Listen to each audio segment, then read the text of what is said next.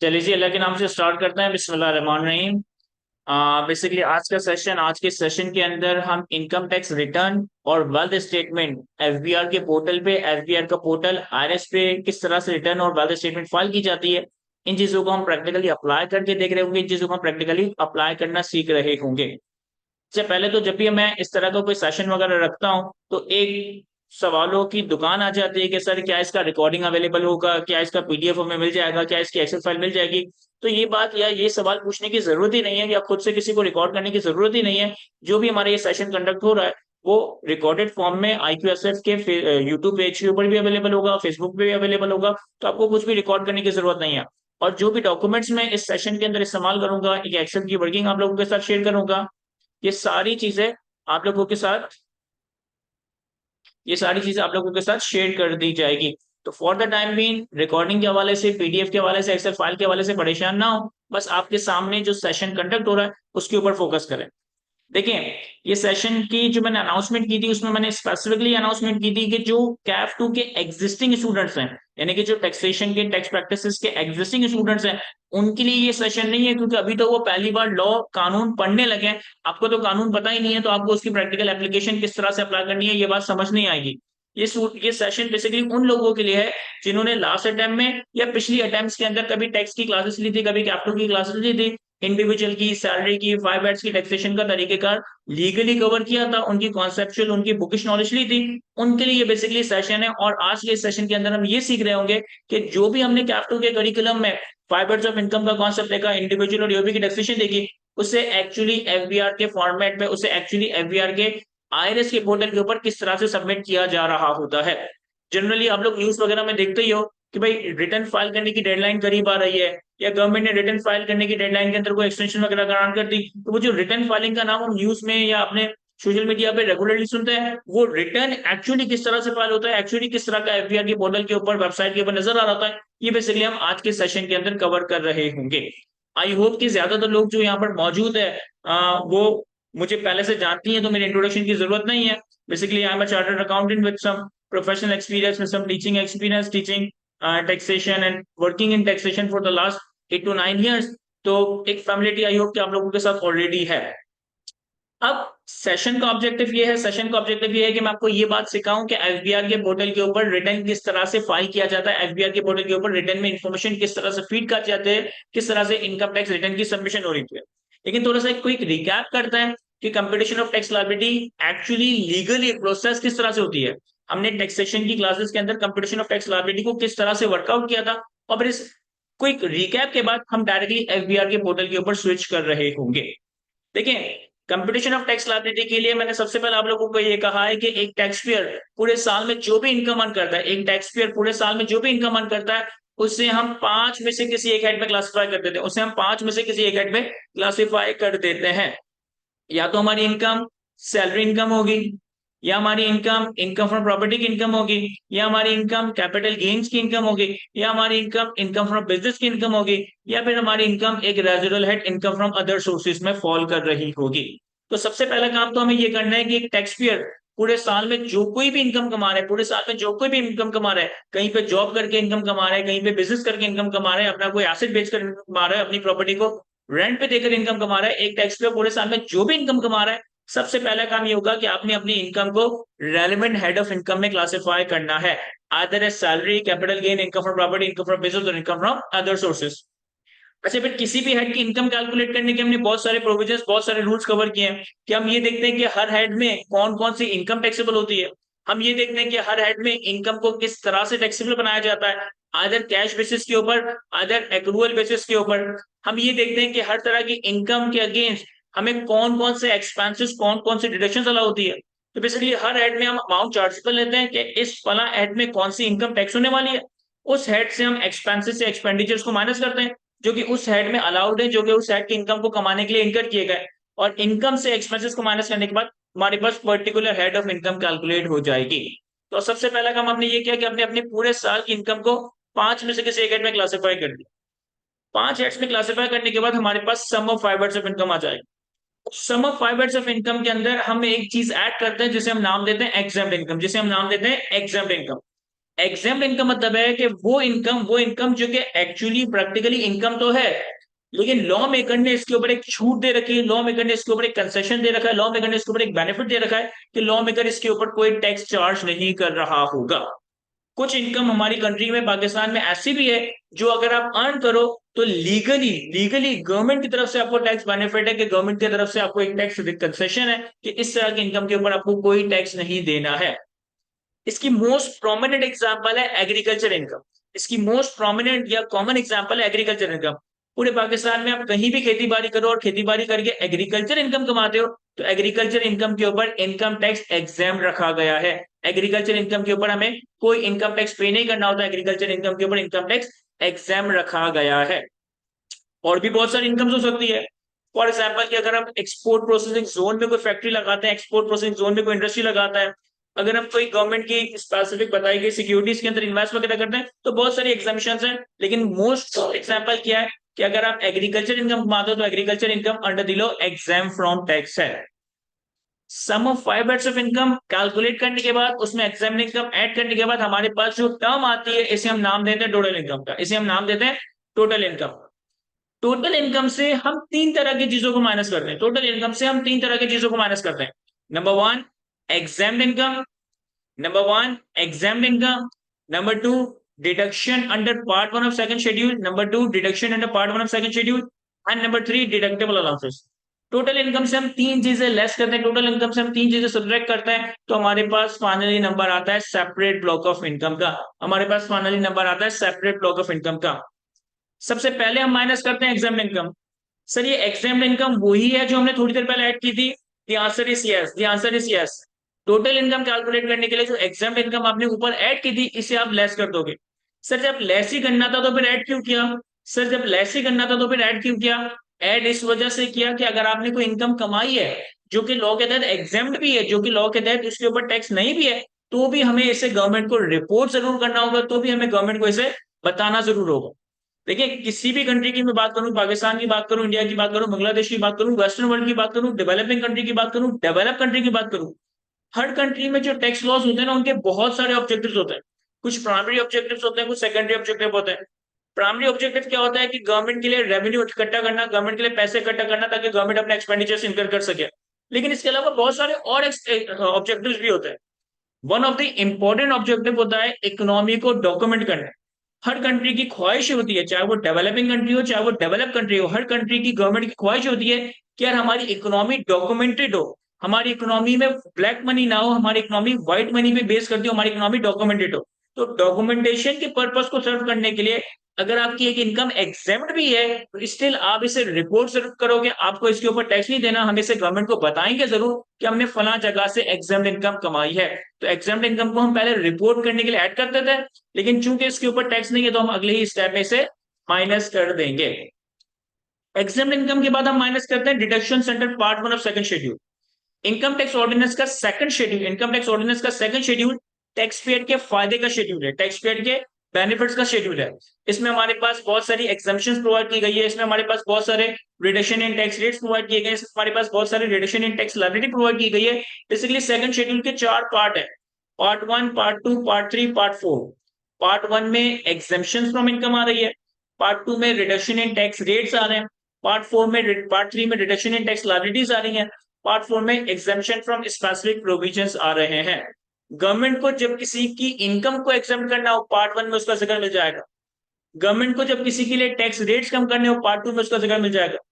Government को जब किसी की टैक्स लायबिलिटी कम करनी हो, जैसे हमने फुल टाइम रिसर्चर और टीचर के लिए एक रिबेट पढ़ा है कि अगर एक बंदा फुल टाइम टीचर या रिसर्चर हो किसी स्पेसिफिक इदारे में, किसी नोटिफाइड इदारे में, तो उसकी सैलरी के ऊपर जो टैक्स लायबिलिटी उसे हम 25% से कम कर देते हैं। ये 25% से जो टैक्स लायबिलिटी तुम कम कर देते हो एक फुल टाइम टीचर या रिसर्चर की, ये बात सेकंड शेड्यूल के पार्ट थ्री में ही लिखी है और इसी तरीके से सेकंड शेड्यूल का पार्ट फोर है।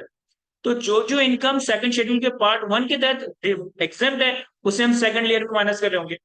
और फिर लास्ट में हम माइनस करेंगे डिडक्टेबल अलाउंसेस, लास्ट में हम माइनस करेंगे डिडक्टेबल अलाउंसेस। राइट नाउ आज की तारीख में हमारे कानून में चार तरह के डिडक्टेबल अलाउंसेस दिए गए कि अगर आपने ये चार तरह की पेमेंट्स की इसे आप एज अ डिडक्टेबल अलाउंस अपनी टोटल इनकम से माइनस कर सकते हो। नंबर वन जकात, नंबर वन जकात, number 2 worker welfare fund, number 2 worker welfare fund, number 3 worker profit participation fund, number 3 worker profit participation fund, and number 4 educational expense, and number 4 educational expense. ये चार तरह के deductible allowances है जो कि हमें अपनी टोटल इनकम से माइनस करने की इजाजत दी गई है। टोटल इनकम से ये तीन चीजें माइनस करने के बाद जो फाइनली हमारे पास नंबर आएगा, this is called the taxable income.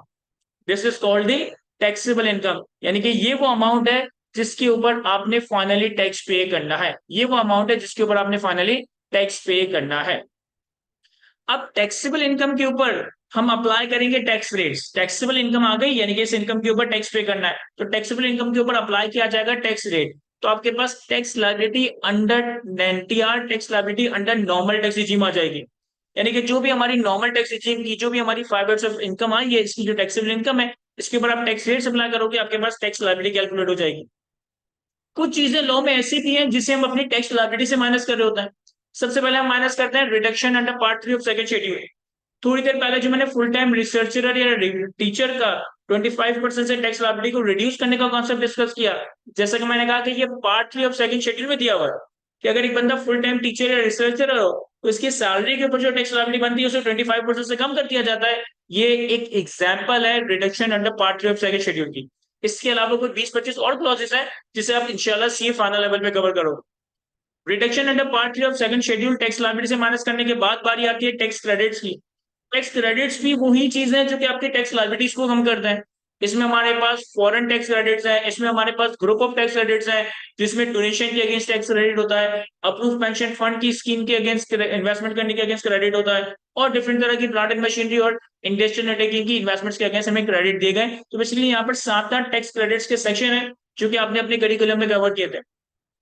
अपनी एनटीआर की ग्रॉस टैक्स लायबिलिटी से, अपनी एनटीआर की ग्रॉस टैक्स लायबिलिटी से reduction under part 3 of second schedule और टैक्स क्रेडिट्स को माइनस करने के बाद हमारे पास tax liability net of tax credit आ जाएगी। हमारे पास tax liability net of tax credit आ जाएगी। Tax liability net of tax credit calculate करने के बाद फाइनल टैक्स रिजीम और मिनिमम टैक्स रिजीम की टैक्स लायबिलिटीज को सेपरेटली ऐड किया जाता है। फाइनल टैक्स रिजीम और मिनिमम टैक्स रिजीम की टैक्स लायबिलिटीज को सेपरेटली ऐड किया जाता है। तो यहाँ जितने कैफ 2 के जितने टैक्स प्रैक्टिसेस के एक्स स्टूडेंट्स बैठे हुए हैं, उन्होंने फाइनल टैक्स रिजीम और मिनिमम टैक्स रिजीम का आइडिया कोई अभी डिटेल में डिस्कस नहीं किया। ये इंशाल्लाह जब आप सीए फाइनल का एडवांस टैक्सेशन कवर करोगे उस वक्त कवर करोगे। अगर तो इस सेशन के अंदर सीए फाइनल को कोई स्टूडेंट बैठा है जिसने एडवांस टैक्सेशन का पेपर भी कवर कर लिया है, तो उसको प्रॉपर्ली आइडिया है कि मिनिमम टैक्स रिजीम किसे कहते हैं, उसे प्रॉपर्ली आइडिया है कि फाइनल टैक्स रिजीम किसे कहते हैं। लेकिन अगर कैफ 2 का कोई स्टूडेंट है तो उसे इतना आइडिया नहीं है। ऑल्दो हमने फाइनल टैक्स रिजीम में डिविडेंड और प्रॉफिट ऑन डेट की टैक्सेशन देखी है, लेकिन ये बहुत ही छोटा सा कंपोनेंट है फाइनल टैक्स रिजीम का। फाइनल टैक्स रिजीम की जो एक्चुअल दुनिया है, जो एक्चुअल इस समुद्र की गहराई है, वो इंशाल्लाह आप लोग सीए फाइनल में कवर करेंगे। Tax liability net of tax credit में मिनिमम टैक्स रिजीम और फाइनल टैक्स रिजीम की टैक्स लायबिलिटी ऐड करने के बाद हमारे पास आ जाएगी overall actual tax liability. Overall tax burden, overall tax liability कि हमारे टैक्स पेयर का टैक्स बर्डन कितना बन रहा है, हमारे टैक्स पेयर की एक्चुअल टोटल लायबिलिटी कितनी बन रही है। टोटल टैक्स लायबिलिटी कैलकुलेट करने के बाद, टोटल टैक्स लायबिलिटी कैलकुलेट करने के बाद लास्ट में हम माइनस करेंगे withholding taxes and advance taxes. Sir ये withholding taxes and advance taxes क्या भला है?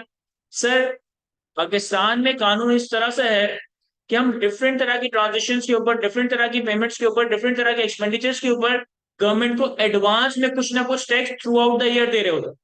देखिए, एक तो आपका जब साल खत्म हो जाएगा, साल खत्म होने के बाद आप अपना रिटर्न फाइल करोगे, तो रिटर्न फाइल करते वक्त जो भी हमारी टैक्स पेबल बनेगा वो हमने पे करना ही है। लेकिन गवर्नमेंट पूरे साल ही डिफरेंट तरह की ट्रांजेक्शन पे आपसे कुछ ना कुछ टैक्स एडवांस में रिकवर कर लेती है। फॉर एग्जाम्पल, हम अपने घर का बिजली का बिल पे करते हैं, हम अपने बिजनेस का बिजली का बिल पे करते हैं, उस पर सेक्शन 235 के तहत एडवांस टैक्स दे रहे होते हैं।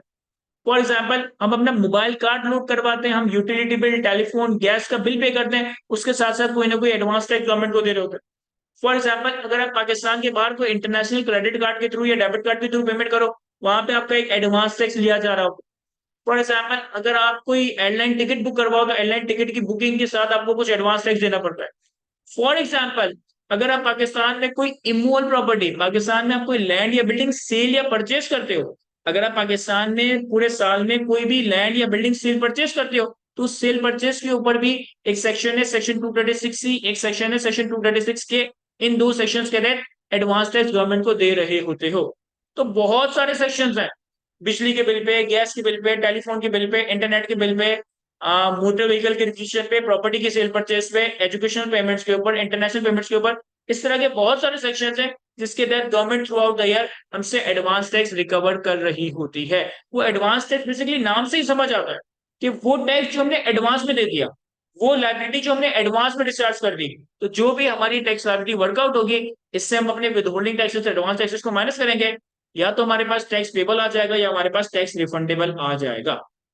अगर टैक्स पेबल आता है तो टैक्स पेबल हम ना टैक्स पेबल आता है तो टैक्स पेबल हम अपने रिटर्न के साथ एफबीआर को पे कर देंगे, और अगर टैक्स रिफंडेबल आ जाता है तो हम टैक्स रिफंड के लिए गवर्नमेंट को अप्लाई कर सकते हैं। गवर्नमेंट हमें रिफंड दे तो हुआ, पाकिस्तान में मुश्किल है, लेकिन फिर हम इसे कैरी फॉरवर्ड करके अगले साल की लाइबिलिटी से एडजस्ट कर सकते हैं। तो अभी तक मैं आईआरएस पे नहीं आया हूं, अभी तक मैंने सिर्फ कैप 2 में जो आपको कंपटीशन ऑफ टैक्स लाइबिलिटी का एक फॉर्मेट बताया था, उसी का मैंने एक क्विक रिकैप दिया। अब हम आते हैं एफबीआर के पोर्टल के ऊपर, अब हम आते हैं एफबीआर के आईआरएस सिस्टम के ऊपर। एक वेबसाइट है IRIS, आप सर्च करेंगे तो आपके पास एक वेबसाइट ओपन हो जाएगी इस तरीके से, आपके पास इस तरह से एक वेबसाइट ओपन हो जाएगी। अच्छा, मेरा चूंकि ऑलरेडी लॉगिन हुआ है, मैं आपको पूरा शुरू से बताता हूँ। जब आप एफबीआर की वेबसाइट आईआरएस सर्च करोगे, IRIS.fbr.gov.pk, तो आपके पास इस तरह के विंडो ओपन होगी। अब अगर तो आप न्यू टैक्स पेयर हो, अगर तो आपने आज से पहले कभी टैक्स में खुद को रजिस्टर्ड नहीं करवाया, आज से पहले आपने कभी खुद को एफबीआर में रजिस्टर्ड ही नहीं करवाया, तो आपको न्यू रजिस्ट्रेशन में जाकर अपना एनटीएन बनाना पड़ेगा। आपको न्यू रजिस्ट्रेशन में जाकर अपना नेशनल टैक्स नंबर हासिल करना पड़ेगा। ये बिल्कुल ऐसे ही है कि भाई जब तुम पाकिस्तान पैदा हुए थे तो तुम्हें एक बेफॉर्म एक शनाख्ती कार्ड नंबर अलॉट किया गया था। जब तुम पासपोर्ट बनाने जाते हो तो तुम्हें एक पासपोर्ट नंबर अलॉट किया जाता है। जब तुमने इंटरमीडिएट के पेपर दिए होंगे तो तुम्हें कोई एनरोलमेंट नंबर दिया गया होगा।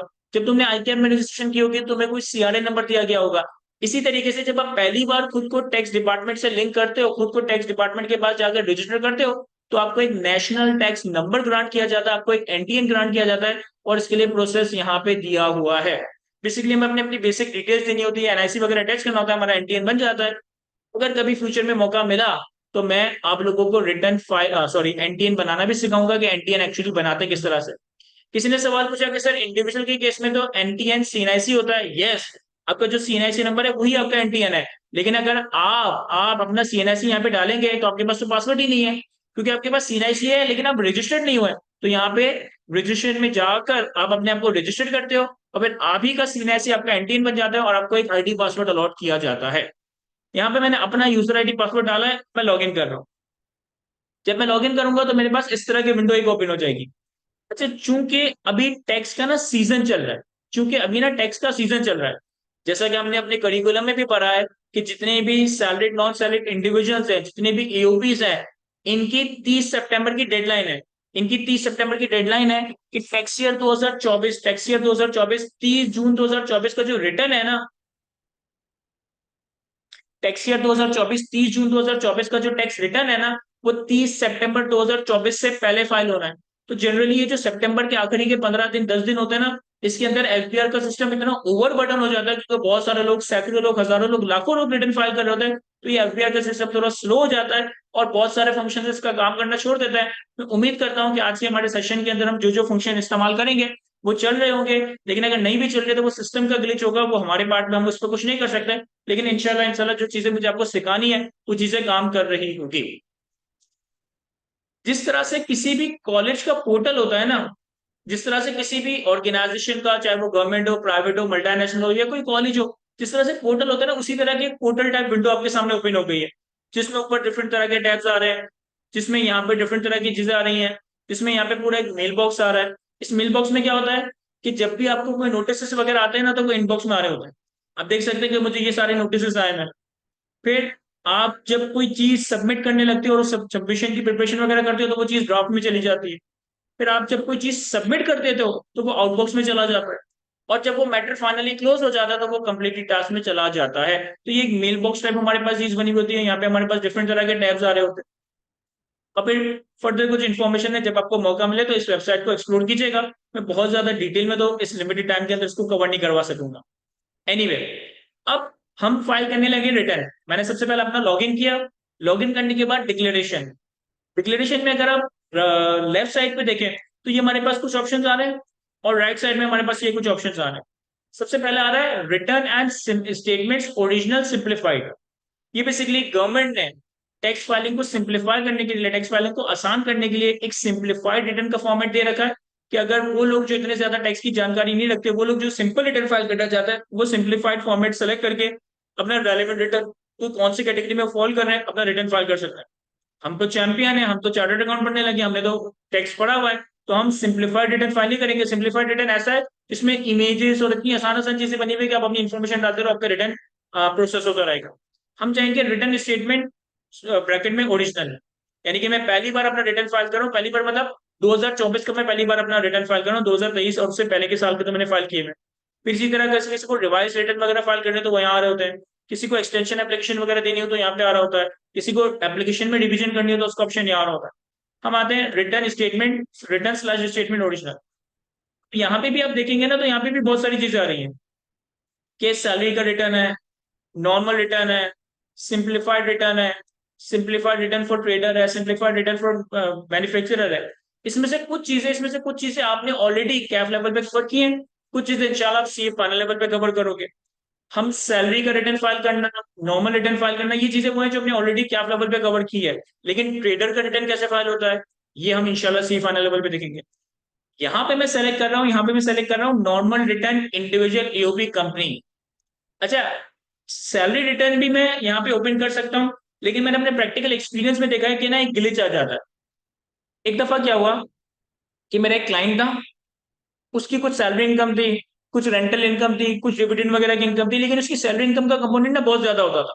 उसकी सैलरी इनकम तकरीबन 80% होती थी, 90% होती थी। तो वो ना हर साल सैलरी का रिटर्न फाइल कर देता था, हर साल सैलरी का रिटर्न फाइल कर देता था। एक दफा ये हुआ कि उसके पास कुछ और इनकम थी जो वो गलती से रिपोर्ट करना भूल गया। फॉर एग्जाम्पल रेंटल इनकम, मैं सैलरी कमा रहा हूँ और साथ साथ मेरी रेंटल इनकम भी है। मैंने सैलरी का रिटर्न ओपन करके सैलरी का रिटर्न फाइल कर दिया, और मुझे बाद में ख्याल आया कि यार मैंने तो रेंटल इनकम भी कमाई है, मैंने तो अदर इनकम भी कमाई है, अब मैं क्या करूं। सर इस सिचुएशन में मैं जाऊंगा रिटर्न रिवाइज करने के लिए। जब मैं रिटर्न रिवाइज करने के लिए जाता हूँ ना, तो जो रिटर्न मैंने ऑलरेडी फाइल कर रखा है मैं उसी को रिवाइज कर सकता हूँ। तो जब मैं रिवीजन ऑफ रिटर्न में जाता हूँ, तो वहां पे सैलरी का रिटर्न सबमिट हुआ हुआ था, और चूंकि वहां पे सैलरी का रिटर्न सबमिट हुआ हुआ था, तो मैं अदर इनकम की इन्फॉर्मेशन कहीं डाल ही नहीं पा रहा था, मैं अपना नॉर्मल रिटर्न ओपन ही नहीं कर पा रहा था।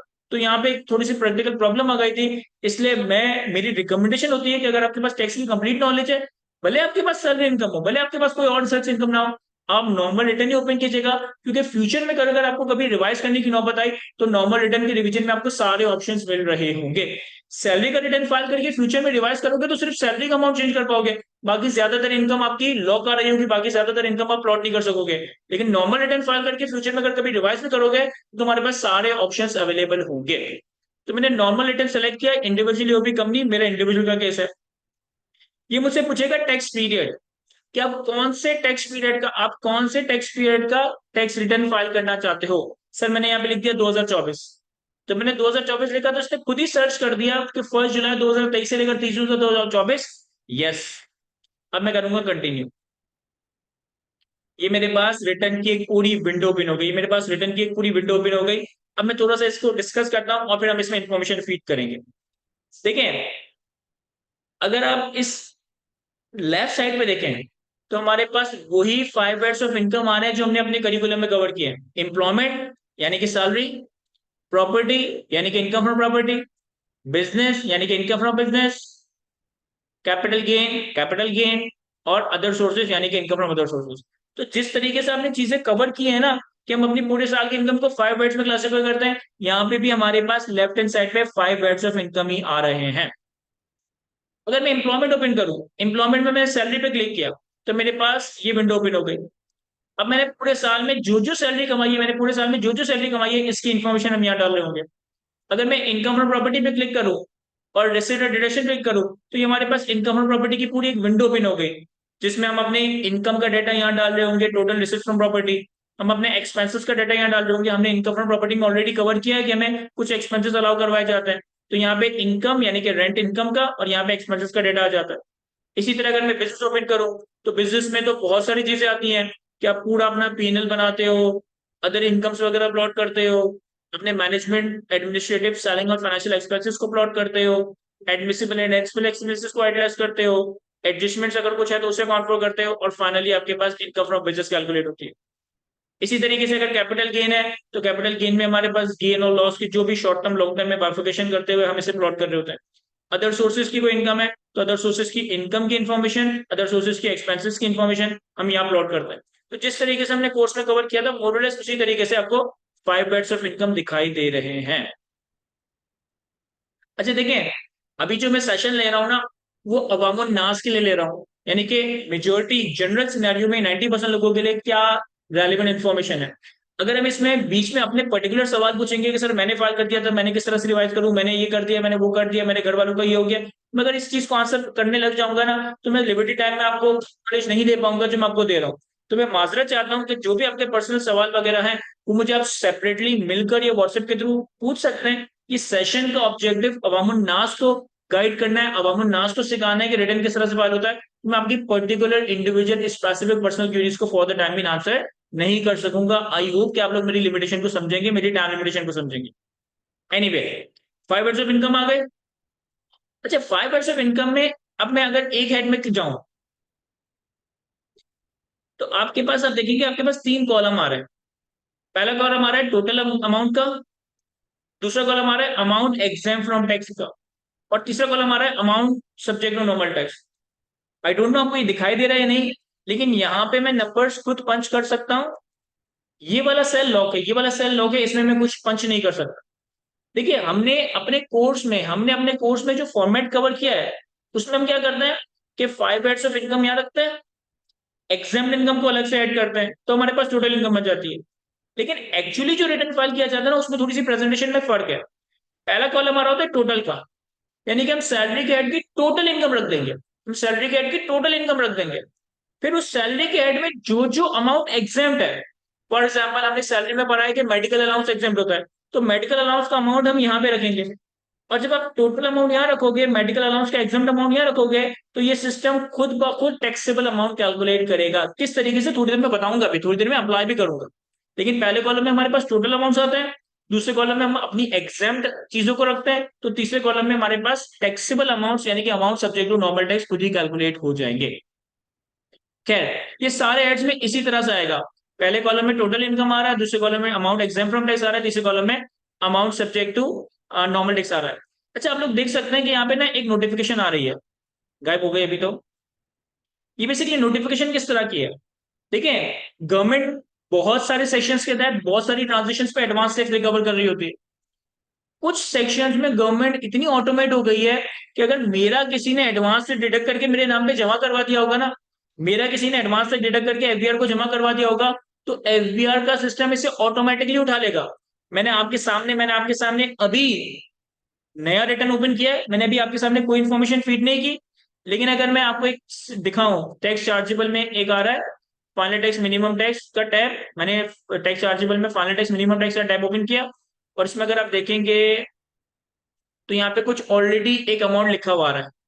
ये मैंने कोई 1,66,000 रुपए की ऐसी रिसिट्स कमाई है जिसपे विदहोल्डिंग एजेंट ने मेरी विदहोल्डिंग कर दी थी, और विदहोल्डिंग एजेंट ने मेरी विदहोल्डिंग करके एफबीआर को जमा करवा दी थी, तो एफबीआर को पता चल गया था कि मुर्तुजा ने 1,66,000 कमाए, इस पे 18,260 की विदहोल्डिंग हुई है। तो ये इन्फॉर्मेशन मैंने फीड नहीं की, एफबीआर ने इस रिटर्न के अंदर ऑटोमेटिकली खुद ही डाल दी है। तो इस वजह से वो बार बार नोटिफिकेशन आ रही थी।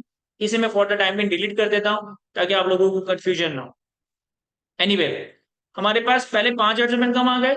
उसके बाद एक टैब आ रहा है फॉरेन सोर्स स्लैश एग्रीकल्चर। अगर हमारे पास कोई फॉरेन सोर्स की इनकम है, अगर हमारे पास कोई फॉरेन सोर्स की इनकम है, चाहे वो सैलरी हो, कैपिटल गेन हो, income from business, income from property हो, उसकी इन्फॉर्मेशन हम यहाँ दे रहे होंगे। अगर हमारे पास कोई एग्रीकल्चर इनकम वगैरह है उसकी इन्फॉर्मेशन हम यहाँ दे रहे होंगे। फिर हमारे पास आता है टैक्स चार्जेबल। टैक्स चार्जेबल का अगर आप ये पूरा विंडो देखें तो सबसे पहले आ रहा है डिडक्टिबल अलाउंस। मैंने आपको बताया था कि 4 तरह के डिडक्टिबल अलाउंस होते हैं, ज़कात, डब्ल्यूडब्ल्यूएफ, डब्ल्यूबीपीएफ एंड एजुकेशनल एक्सपेंस। तो इन 4 तरह के डिडक्टिबल अलाउंसेस की इन्फॉर्मेशन हम यहाँ डालेंगे। फिर हमारे पास टैक्स चार्जेबल, ये एक ट्रेडर का शेड्यूल है, आप लोगों के लिए रेलेवेंट नहीं है क्योंकि ये शेड्यूल आपने पढ़ा ही नहीं है, इंशाल्लाह सी फाइनल लेवल पे पढ़ लोगे। फिर टैक्स रिडक्शन, टैक्स रिडक्शन में हमारे पास सेकंड शेड्यूल के पार्ट 3 की डिडक्शन आ रही होती है, सेकंड शेड्यूल के पार्ट 3 की डिडक्शन आ रही होती है। फॉर एग्जाम्पल, हमने फुल टाइम टीचर और रिसर्चर का डिबेट पढ़ा है, तो फुल टाइम टीचर और रिसर्चर की जो सैलरी के ऊपर टैक्स लाइबिलिटी 25% से कम हो जाती है, इसे टैक्स रिडक्शन के इस टैब में डाला जा रहा होता है। फिर टैक्स क्रेडिट्स, हमने डिफरेंट तरह के टैक्स क्रेडिट्स बनाए कि डोनेशन का टैक्स क्रेडिट होता है, अप्रूव पेंशन फंड का टैक्स क्रेडिट होता है, पॉइंट ऑफ सेल मशीन और 10 तरह के टैक्स। तो टैक्स क्रेडिट की सारी इन्फॉर्मेशन हम यहाँ डाल रहे होते हैं। फिर एडजस्टेबल टैक्स, अब एडजस्टेबल टैक्स क्या है?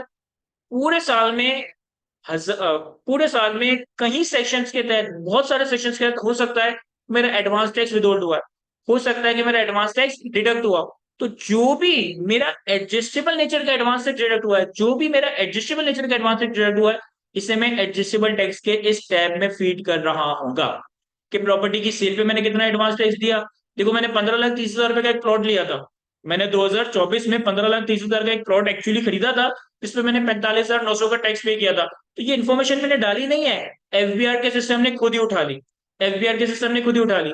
पूरे साल में मैंने 95,000 रुपए की पाकिस्तान से बाहर पेमेंट की है, पूरे साल में मैंने 95,000 रुपए की पाकिस्तान से बाहर पेमेंट की है, जिसपे 4,752 का मेरा टैक्स कटा है। ये इन्फॉर्मेशन एफबीआर ने खुद ही उठा ली है, मैंने डाली भी नहीं है, ये इन्फॉर्मेशन एफबीआर ने खुद उठा ली है। तो कुछ इन्फॉर्मेशन ऐसी होती है जो कि आपकी एक्चुअल ट्रांजेक्शन की बेसिस पे एफबीआर खुद ही उठा लेता है। फिर कुछ कैपिटल एसेट्स की इंफॉर्मेशन आ जाती है। अब ये कैपिटल एसेट्स की इंफॉर्मेशन क्यों रेलेवेंट है? आप लोगों को याद होगा कि हमने एक सेक्शन कवर किया था, section 7E, section 7E that is tax on deemed income.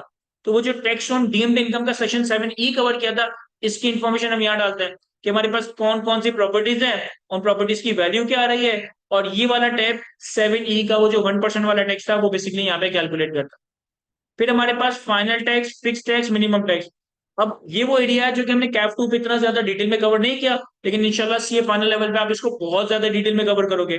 तो वो हमारी सारी इनकम जो कि फाइनल टैक्स रिजीम में टैक्स होती है, उन सारी फाइनल टैक्स रिजीम की इनकम्स को हम इस टैब में यहाँ पे प्लॉट कर रहे होते हैं। बहुत लंबा चौड़ा एक टैब आ रहा है जिसके अंदर फाइनल टैक्स रिजीम की सारी इनकम्स। हमने तो अपने कैफ 2 के कोर्स में सिर्फ दो इनकम कवर की है, डिविडेंड और प्रॉफिट ऑन डेट। एक्चुअली कोई 15-20 इनकम है जो कि लॉ के तहत फाइनल टैक्स रिजीम में टैक्स होती है। इंशाल्लाह वो सी फाइनल लेवल पे जब आप पढ़ेंगे तो आप इस टैब की पूरी यूटिलाइजेशन देख रहे हो। अब लास्ट में आता है कंप्यूटेशन। कंप्यूटेशन के इस टैब में हमें नंबर्स कैलकुलेट नहीं करने होते, नंबर सारे ऑटोमेटिकली कैलकुलेट होते हैं उस इन्फॉर्मेशन की बेसिस पे जो हमने सारे टैब में फीड किए। जो आप 5 ईयर्स की इनकम डालोगे, एग्जाम इनकम डालोगे, डिडक्टेबल अलाउंसेस डालोगे, टैक्स क्रेडिट्स डालोगे, कंप्यूटेशन के स्टेप के अंदर वो सारे नंबर्स ऑटो उठकर आ रहे होंगे और आपकी टैक्स वगैरह वर्कआउट हो रही होगी, आपकी सारी टैक्स वगैरह कैलकुलेट हो रही होगी। और फिर लास्ट में एक टैब आ रहा है वेल्थ स्टेटमेंट का, लास्ट में एक टैब आ रहा है वेल्थ स्टेटमेंट का। जिस तरीके से मैंने आपको वेल्थ स्टेटमेंट पढ़ाई है ना, बिल्कुल वैसे ही वेल्थ स्टेटमेंट सबमिट होती है। एक टैब आता है पर्सनल एक्सपेंसेस का, जिसमें हम अपने सारे पर्सनल एक्सपेंसेस की डिटेल डालेंगे, पर्सनल एक्सपेंसेस की, बिजनेस एक्सपेंसेस की नहीं। बिजनेस एक्सपेंसेस की इंफॉर्मेशन तो बिजनेस में आ रही होगी। एक टैब आ रहा है पर्सनल एक्सपेंसेस के बाद पर्सनल एसेट और लायबिलिटीज का। मेरे जितने पर्सनल एसेट और लायबिलिटीज है ना, मेरे जितने पर्सनल एसेट और लायबिलिटीज है ना, वो सारे यहाँ आ रहे होंगे। अब देखिए यहाँ पे भी मैंने इन्फॉर्मेशन डाली नहीं है, एफबीआई ने खुद ही उठा ली। एफबीआई ने खुद कहाँ से उठा ली? बेसिकली मैंने लास्ट ईयर का जो वेल्थ फाइल किया था ना, मैंने जब 2023 की वेल्थ स्टेटमेंट सबमिट की थी ना, उसी 2023 की वेल्थ स्टेटमेंट से आपको मेरे करंट ईयर के एसेट्स दिख रहे हैं। ये सारे एसेट्स को देखकर मतलब ये मत समझिएगा कि सर मुर्तुजा इतने अमीर है और ये 33 मिलियन के एसेट आ रहे हैं। ये सारा मैंने कुछ अपनी टैक्स प्लानिंग के परस्पेक्टिव से हो सकता है मैनेज किया, हो सकता है गलत नंबर्स आ रहे हो। इन चीज नंबर्स पे आपको फोकस नहीं करना। मैं डिलीट ही कर देता हूँ इनको, खामखा आप नजर लगाएंगे।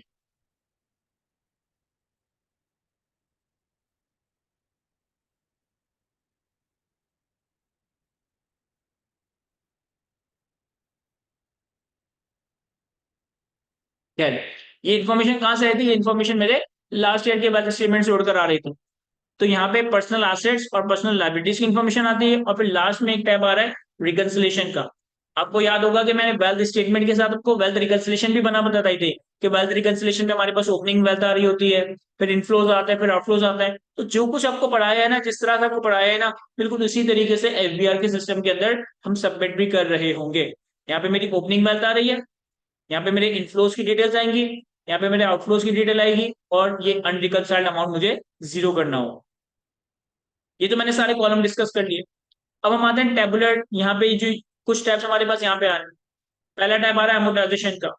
हमने इनकम फ्रॉम बिजनेस में ये बात कवर की है कि हम इंटेंजिबल एसेट्स के अगेंस्ट अमोर्टाइजेशन क्लेम कर सकते हैं। तो वो अमोर्टाइजेशन जो हम इंटेंजिबल के अगेंस्ट क्लेम करते हैं उसकी इन्फॉर्मेशन हम अमोर्टाइजेशन के टैब में डालते हैं। फिर एक टैब आ रहा है डेप्रिसिएशन का।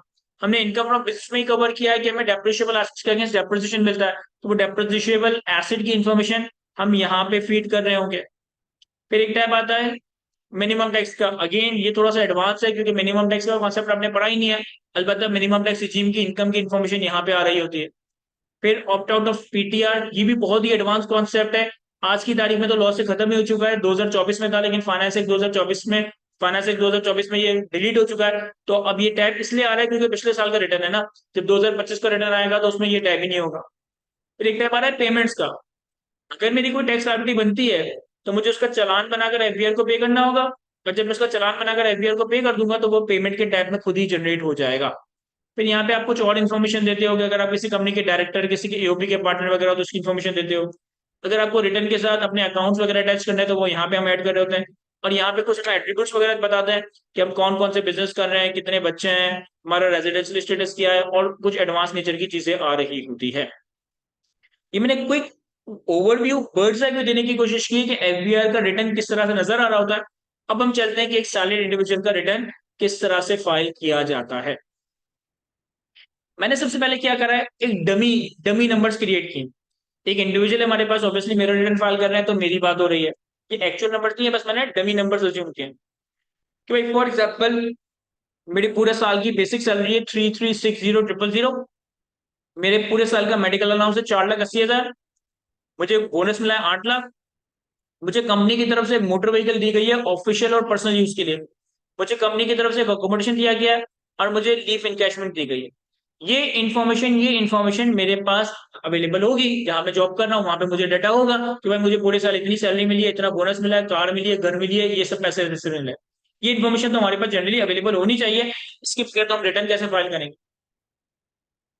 हम इसे लेकर आते हैं कि हमने इसे रिटर्न में कैसे फिट करना है। देखो, सबसे पहले अगर मैं बेसिक सैलरी की बात करूं, बेसिक सैलरी का अमाउंट कितना है 3360,000। और बेसिक सैलरी में कोई एग्जेम्पशन नहीं होती तो एग्जाम 0। तो टैक्सेबल अमाउंट कितना हो जाएगा, total minus exam taxable amount भी 3360 आ गया। हमने सैलरी हेड को लीगली लॉफुली कवर किया है कि सैलरी हेड में बेसिक सैलरी के अगेंस्ट कोई एग्जेम्पशन नहीं होती, तो मैंने 3360 का अमाउंट टोटल में भी दिखाया, 3360 का अमाउंट टैक्सेबल में भी कैलकुलेट किया, एग्जाम अमाउंट 0 कर दिया। इसके बाद आ रहा है मेडिकल अलाउंस। अब मेडिकल अलाउंस का टोटल अमाउंट कितना है, मेडिकल अलाउंस का टोटल एक्चुअल नंबर कितना है, 4,80,000। लेकिन मेडिकल अलाउंस के हवाले से हमने एक एग्जाम्शन कवर की है कि medical allowance is exempt up to lower of. Sir हमें याद है कि मेडिकल अलाउंस की एग्जाम्शन कितनी थी, सर मेडिकल अलाउंस की एग्जाम्शन थी, medical allowance is exempt up to lower of actual amount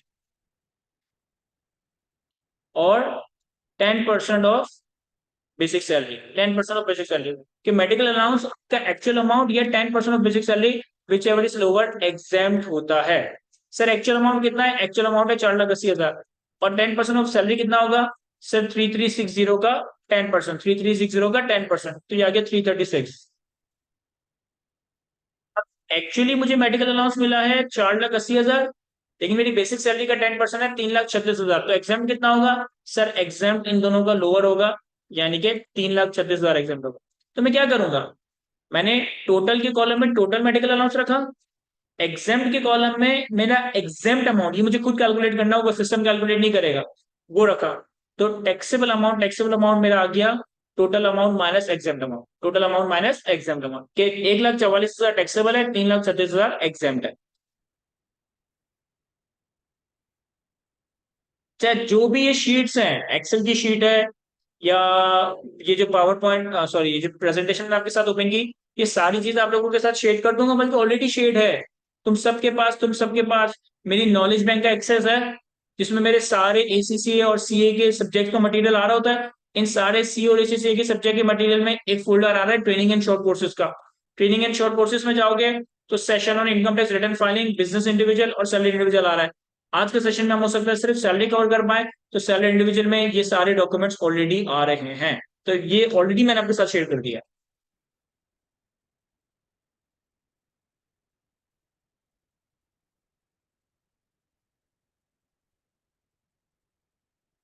आगे बढ़ता है, मेडिकल अलाउंस 4,80,000 में से 3,36,000 exam, 1,44,000 taxable.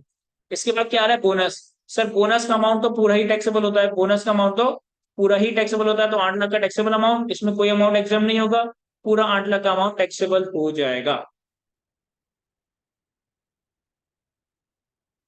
Sir please share again, मैं आपको कह रहा हूं कि आप लोगों के पास मेरी इस नॉलेज बैंक यानी कि जो मेरी ड्राइव है इसका एक्सेस है। इसके अंदर आपको ओपन करके दिखा रहा हूँ कि आप जब एमक्यू नॉलेज बैंक वाली ड्राइव पे जाओगे, वहां ट्रेनिंग एंड शॉर्ट कोर्सेज का फोल्डर आ रहा है, इनकम टैक्स सेशन फाइलिंग के नाम से एक फोल्डर आ रहा है, इसके अंदर ये चीजें डली हुई है। सर इसका लिंक नहीं है हमारे पास,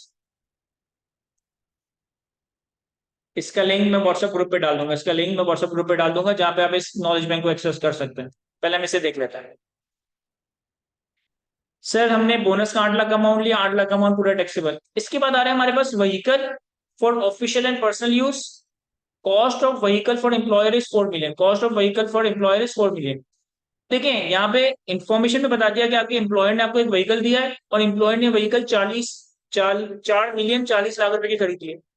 हम ये बात सैलरी लॉ में ऑलरेडी कवर करके आ चुके हैं कि अगर एम्प्लॉयर की तरफ से एक व्हीकल दिया जाए और वो व्हीकल ऑफिशियल और पर्सनल यूज दोनों के लिए हो, तो जो भी व्हीकल की कॉस्ट इसका 5% हमारी सैलरी में टैक्स होगा। तो मैं 4 मिलियन का 5%, 4 मिलियन का 5% टोटल अमाउंट में दिखा रहा हूँ, इसमें से भी कोई अमाउंट एग्जाम नहीं है, तो ये पूरा अमाउंट हमारा टैक्सेबल बन जाएगा। फिर हमारे पास अकोमोडेशन, अकोमोडेशन में इंफॉर्मेशन दी है कि fair market rent of the property is 1.2 million, 12 lakh रुपए पर annum। लेकिन हमने सैलरी लॉ में कवर किया, हमने सैलरी लॉ में कवर किया कि अकोमोडेशन के केस में जो टैक्सेबल अमाउंट होती है that is higher of two things, higher of two things. Number one, fair market rent, या हम इसे ऑल्टरनेट अमाउंट भी कह सकते हैं, और दूसरा 45% ऑफ बेसिक सैलरी। हमारा जो भी प्रॉपर्टी का फेयर मार्केट रेंट यानी कि ऑल्टरनेट अमाउंट है, इस अमाउंट को कंपेयर किया जाता है बेसिक सैलरी के 45% से, जो भी हायर होता है वो टैक्सेबल होता है। तो पहले तो मैं फिर ऑल्टरनेट अमाउंट ले लेता हूँ 12 लाख। ये हमारे पास इस इंफॉर्मेशन में अवेलेबल थी कि 12 लाख की हमारी ऑल्टरनेट अमाउंट थी।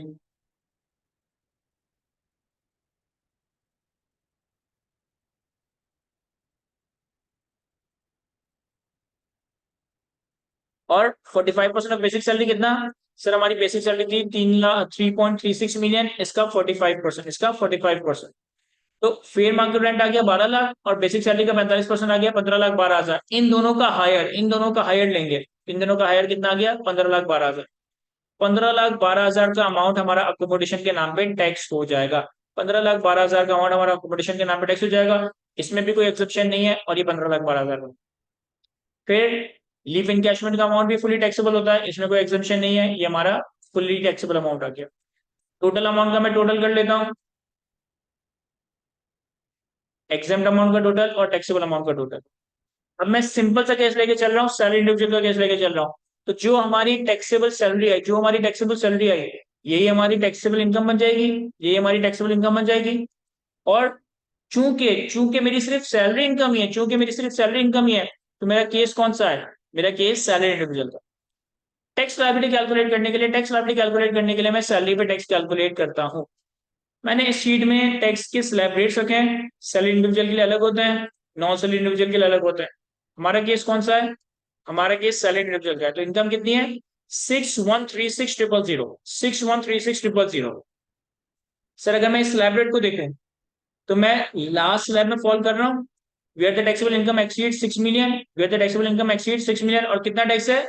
1095,000 plus 35% of the amount exceeding 6 million, 10,95,000 का फिक्स टैक्स, और 6 मिलियन से ज्यादा की इनकम पे 35% टैक्स।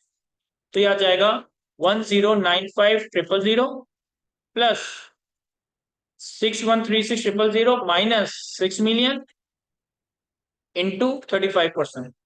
जो मैंने वहां स्लैब रेट देखा था ना, मैंने वही चीज फॉर्मूला में अप्लाई कर दी है। 10,95,000 प्लस एक्चुअल टैक्सेबल इनकम से 6 मिलियन माइनस किया, तो एक्सेस आ गया 1,36,000, और इस 1,36,000 पे मैंने 35% अप्लाई कर दिया।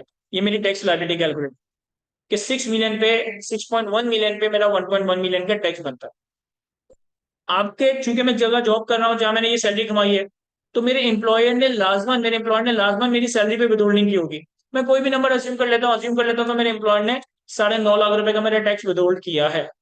अगर मेरे एम्प्लॉय ने 9.5 लाख का मेरा टैक्स विदहोल्ड किया है, तो टैक्स लायबिलिटी से विदहोल्डिंग टैक्स माइनस करने के बाद मेरा टैक्स पेबल 1,92,600 हो जाएगा। मेरा टैक्स पेबल 1,92,600 हो जाएगा। पहले तो हमने अपना या अपने क्लाइंट का इस तरह से रिटर्न एक्सेल में प्रिपेयर करना। अब इस इंफॉर्मेशन को एफबीआर के फॉर्मेट पे डालना है। अगर मैं एफबीआर के फॉर्मेट पर आऊं, ये हमारा रिटर्न, ये हमारा एफबीआर का फॉर्मेट, तो मैं एम्प्लॉयमेंट में सैलरी के टैब में जाऊंगा। अब यहां देखें, पे, wages, other remuneration including area of salary, allowances, expenditure reimbursement, value of perquisite including transport, monetization for government servant, profit and leave in addition to pay, wages और other remuneration including leave, employment termination benefits। अब अपनी information को ना यहाँ पे segregate करके डाला। देखिए फॉर एग्जांपल, हमारे पास इन सारी इंफॉर्मेशन में अलाउंसेस में सिर्फ 4,80,000 था, तो 4,80,000 का मेडिकल अलाउंस मैंने अलाउंसेस की टोटल अमाउंट में डाल दिया, कॉपी पेस्ट कर रहा हूँ। और इस 4,80,000 में से 336 एग्जाम था, तो 336 यहाँ से कॉपी करके एग्जाम के कॉलम में प्लॉट कर दिया। तो जब मैं कैलकुलेट करूंगा ना, तो 4,80,000 के मेडिकल अलाउंस में से 3,36,000 एग्जाम है, 1,44,000 मेरा टैक्सेबल है। इसी तरीके से हमारे पास basic salary, medical allowance, sorry, basic salary, bonus और लीव इनकैशमेंट, मैंने इन 3 कॉलम का टोटल किया है। बेसिक सैलरी 3,360, 8 लाख का बोनस और 1,20,000 की लीव इनकैशमेंट। आप ये बात जानते हो कि एक्सेल में ना हमें यहाँ पे टोटल दिखाई देता है, तो टोटल कितना आ रहा है इन तीनों का, बेसिक सैलरी, बोनस और लीव इनकैशमेंट, 4,280,000। तो 4,280 का अमाउंट मैंने यहाँ रख दिया, ठीक है। टोटल के कॉलम में 4,280 रख दिया, जिसमें मैंने इन 3 चीजों को टोटल लिया है, बेसिक सैलरी, बोनस और लीव इनकैशमेंट। और इन तीनों में कोई अमाउंट एग्जाम नहीं है, इन तीनों में कोई अमाउंट एग्जाम नहीं है, तो एग्जाम के कॉलम में मैंने 0 कर दिया और ये कैलकुलेट किया, तो यहाँ पे पूरा अमाउंट टैक्सेबल में आ गया। और फिर हमारे पास 2 पर्क्स थे, एक मोटर व्हीकल था, एक अकोमोडेशन था। दोनों की वैल्यू कितनी थी, 2 लाख और 15,12,000। तो इन दोनों का टोटल कितना आएगा, 17,12,000, 17,12,000। मैंने परचेजर्स में आके 17,12,000 रखा, एग्जाम के कॉलम में 0 रखा, कैलकुलेट किया, तो ये मेरा 17,12,000। तो इस पहले वाले टैब में मैंने बेसिक सैलरी, बोनस और लीव इनकैशमेंट का अमाउंट रखा है। जैसे लीव इनकैशमेंट का अमाउंट यहाँ भी रख दे, कोई हर्ज नहीं है। इसमें मैंने मेडिकल अलाउंस और एग्जाम का अमाउंट अलग रखा, और यहाँ पे मैंने मोटर व्हीकल और अकोमोडेशन का वर्ग रखा। मेरी टोटल सैलरी, एग्जाम सैलरी और टैक्सेबल सैलरी आ गई, और ये वही अमाउंट। अच्छा, एक्सेल में जनरली हमारी आदत ये होती है कि हम टोटल नीचे लेते हैं, जब भी बैलेंस शीट, पीएनएल या वर्किंग करते हैं तो हम टोटल नीचे दिखाते हैं, लेकिन एफबीआर के इस आईआरएस फॉर्मेट में टोटल सबसे ऊपर आ रहा होता है। देखो टोटल कितना आ रहा है, 6,472,000, 6,472,000। एग्जाम कितना आ रहा है, 336, 336। टैक्सेबल अमाउंट कितना आ रहा है, 3,161,36, 6,136। अब मैंने सिर्फ सैलरी की इन्फॉर्मेशन डाली और मैंने कैलकुलेट दबाया, मैंने सिर्फ कैलकुलेट दबाया। जब मैं टैक्स चार्जेबल में जाऊंगा, जब मैं टैक्स चार्जेबल में जाऊंगा और कंप्यूटेशन में जाऊंगा, मैं टैक्स चार्जेबल में गया, कंप्यूटेशन में गया, यहाँ पे इन्होंने मेरी सैलरी की इन्फॉर्मेशन उठा ली, ये खुद ही उठाई है, यहाँ से उठाई है। जो मेरी सैलरी में टैक्सेबल अमाउंट आ रही थी, वो मेरी टोटल इनकम बन गई, वही मेरी टैक्सेबल इनकम बन गई। और इन्होंने खुद ही मेरा टैक्स कैलकुलेट कर लिया, 1142,600, 1142,600। हमने कितना कैलकुलेट किया था, हमने भी स्लैब रेट के हिसाब से 1142,600 कैलकुलेट किया था। अब मैंने अज्यूम किया था, मैंने अज्यूम किया था कि मेरी 9.5 लाख की विदहोल्डिंग हुई है, मैंने अज्यूम किया था कि मेरी 9.5 लाख की विदहोल्डिंग हुई है। तो अगर मैं एडजस्टेबल टैक्स में आऊँ, एडजस्टेबल टैक्स के टैब में आऊँ, तो यहाँ पे बहुत सारी चीजें आ रही हैं। इसी में अगर आप सर्च करेंगे ना, तो आपको नजर आएगा salary of employ under section 149, यानी कि मेरा एम्प्लॉयर अगर मेरी सैलरी पे टैक्स विदहोल्ड करता है ना, तो उस विदहोल्डिंग टैक्स की इन्फॉर्मेशन में यहाँ पे रखूंगा। इसमें आता है रिसिट वैल्यू, सॉरी यहाँ पे इसमें आएगा कि कितनी सैलरी आपको मिली है और कितना आपका टैक्स कलेक्ट हुआ है। सर मैंने अज्यूम किया था कि मेरा 9.5 लाख का टैक्स डिडक्ट हुआ है, तो मैंने 9.5 लाख यहाँ लिखे, कैलकुलेट किया। और अब मैं आता हूँ कंप्यूटेशन में, तो मेरी नॉर्मल इनकम टैक्स बन रहा था 1.1 मिलियन। यहाँ पे एक टैक्स आ रहा है विदहोल्डिंग टैक्स, ये नंबर मैंने नहीं डाला, मैंने नंबर इस वाले टैब में डाला था, एडजस्टेबल वाले टैब में। यहाँ पे ये नंबर इन्होंने खुद उठा लिया, और यहाँ पे आ गया एडमिटेड इनकम टैक्स 1,92,600, 1,92,600। यानी कि ये 1,92,600 मेरा पेबल है, 1,92,600 मेरा पेबल है कि मुझे एफबीआर को पे करना होगा। पहले तो इसके लिए चालान अलग से बनाना पड़ता था, लेकिन एफबीआर के सिस्टम में अभी आसानी हो गई है कि यहाँ पे एक बटन आ रहा है प्रिपेयर पीएसआईडी। जब आप ये प्रिपेयर पीएसआईडी का बटन दबाएंगे ना, आपका एक चालान बन जाएगा, वो आप ऑनलाइन पे कर दें या नेशनल बैंक में जाके पे कर दें, आपके पेमेंट के टैब में, आपके पेमेंट के टैब में वो चालान खुद ही जनरेट हो जाएगा।